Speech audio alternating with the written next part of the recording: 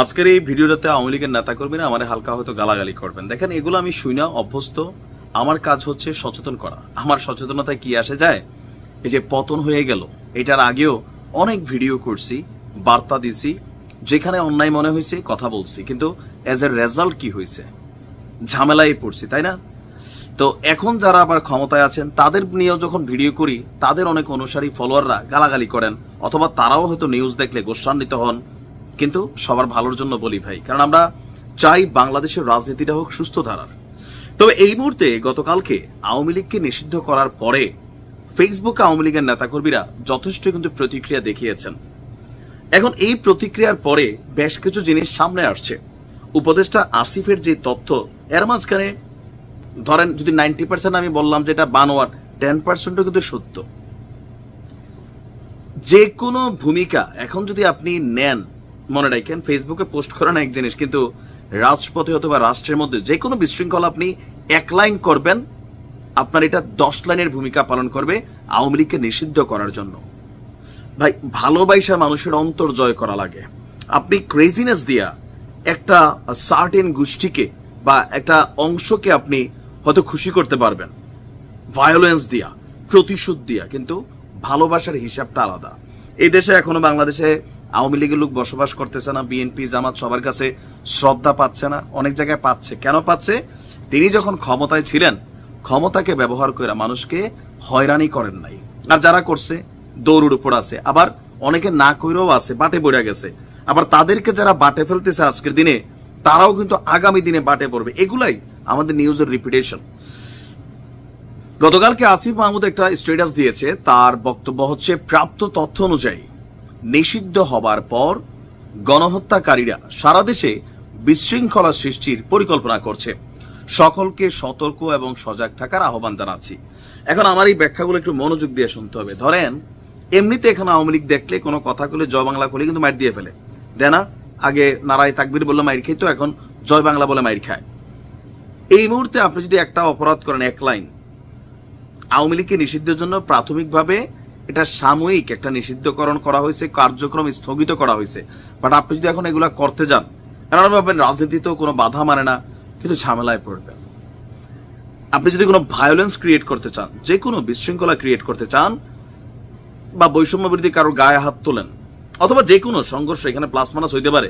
আবার আপনি না করেও কিন্তু বাটে পড়তে পারেন, কারণ এখন যাই ঘটে যুবলীগ আওয়ামী লীগের উপরে কিন্তু দায়টা চলে আসে। দেখবেন যা ঘটে সবকিছুর পেছনে একটা ট্যাগ কিন্তু হচ্ছে, সঠিক হোক ভুল হোক হচ্ছে।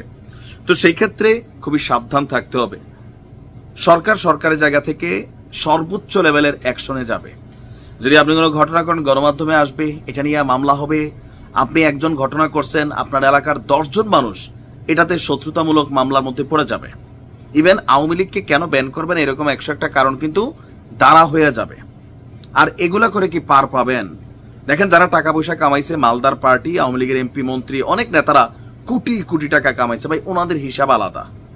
আপনি কয় টাকা কামাইছেন? দল ক্ষমতায় থাকতে আপনি কি পাইছেন?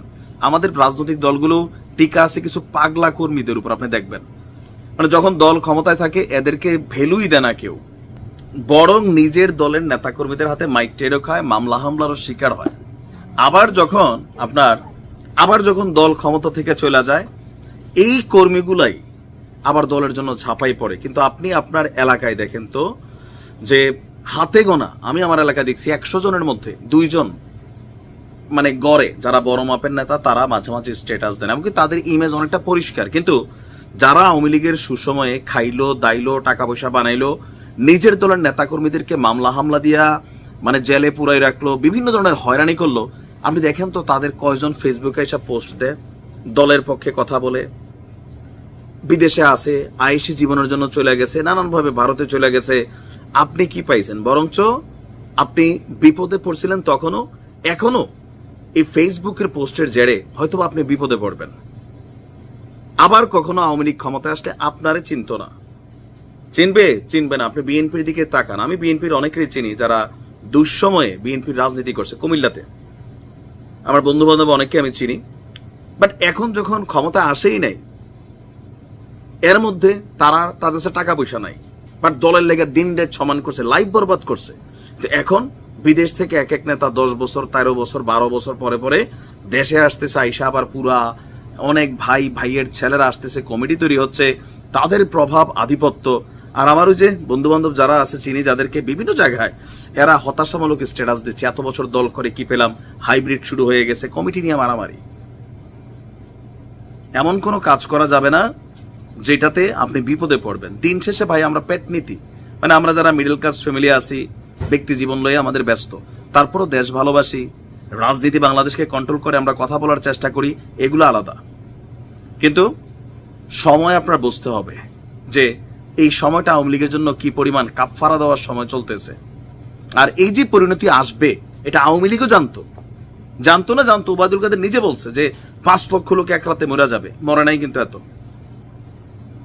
50,000ও মরে নাই, বুঝতে হবে। তো সেই জায়গায় হিসাব নিকাশ করা চলতে হবে, সুযোগ পাইলেই কিন্তু অ্যাকশনে নিয়ে নিবে। এটা রাজনৈতিক প্রক্রিয়া, যারা এটার তেল খাইছে, গাছ খাইছে, মাছ খাইছে, তারাই তাদের প্রয়োজনে সময় মতো তারাই আসবে, তারাই রাজনীতি করবে। তো যাই করেন ভেবেচিন্তে করেন, কারণ সরকার থেকে খুবই সতর্ক বার্তা এখন সারা দেশে থাকবে, গোয়েন্দা তথ্য আরো বিভিন্ন কিছু।